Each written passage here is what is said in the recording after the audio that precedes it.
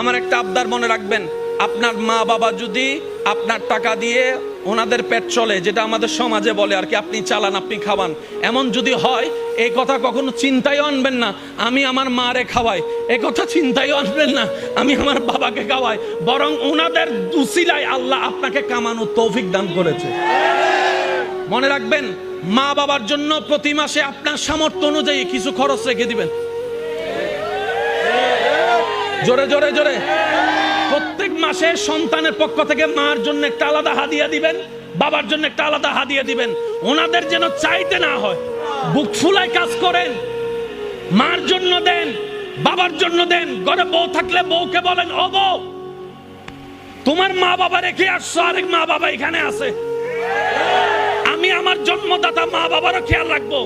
ওই মা বাবার কারণে যে তোমাকে পেয়েছি, ওই মা বাবারও খেয়াল রাখার চেষ্টা করব।